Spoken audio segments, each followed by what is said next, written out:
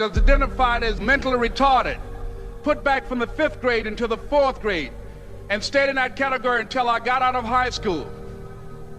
I don't have any college training, but I met a high school teacher who one day changed my life. I was waiting on another student, and when he came in, he said to me, "Young man, go to the board and write what I'm about to tell you."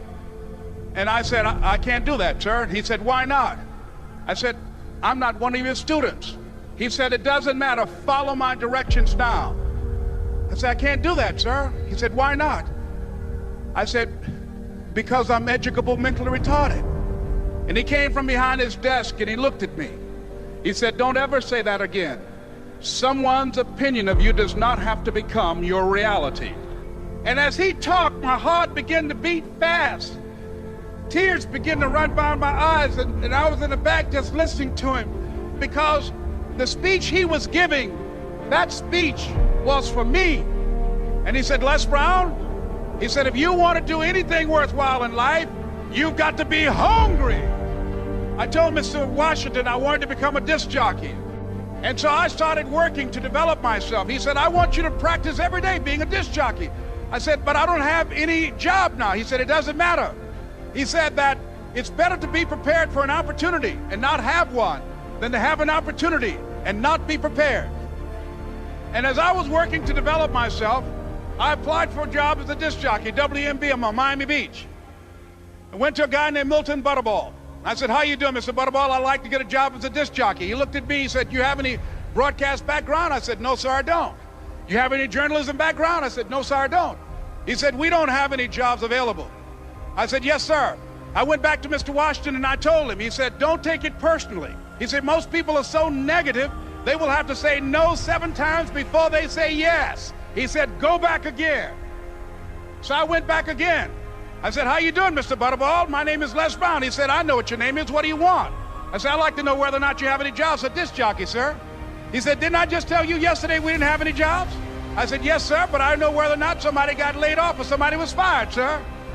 He said, "No one was laid off or fired. Now get on out of here." I came back the next day like I was seeing him for the first time. I said, "Hello, Mr. Butterball, how are you?" He looked at me with rage. He said, "Go get me some coffee." I said, "Yes, sir." And I went to get him some coffee. After a while, I would get their lunch and dinner, and I would go in the control rooms and take the disc jockeys their food, and I would not leave until they would ask me to leave. One Saturday afternoon, while I was at the radio station, a guy named Rock was drinking while he was on the air. I was the only one there, looking at him through the control room windows, walking back and forth, young, ready, and hungry. Pretty soon the phone rang, and it was the general manager. And I answered the phone. I said, "Hello?" He said, "Les, this is Mr. Klein." I said, "I know."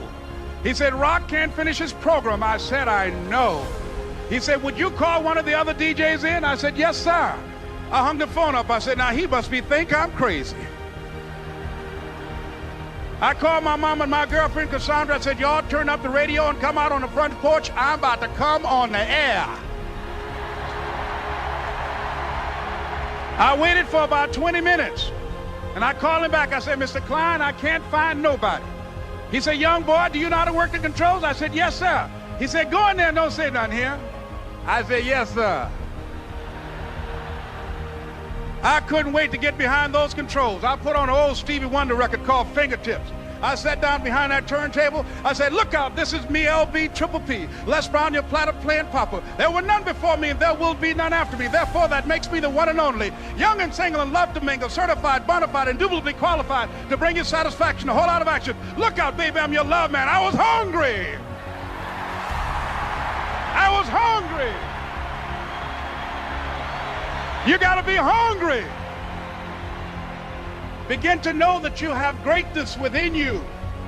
And if just one of you here begin to envision yourselves as being blessed and highly favored to reach your goals, if just one of you capture the essence of what that means, that you have greatness within you and a responsibility to manifest that greatness, that you can make your parents proud, you can make your school proud, you can touch millions of people's lives And the world will never be the same again because you came this way. It was hard, ladies and gentlemen, coming to speak to people. And I was facing financial difficulties in my own life. I was behind on my bills and my dreams, and I'm saying to them, you can live your dream. It was hard, ladies and gentlemen.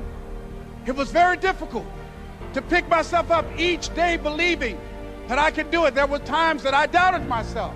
I used to ask myself, can I do this? And something said within me, you're the one. Don't give up on your dream. By continuing to push forward, by continuing to run toward my dream, that one day I would have my own talk show.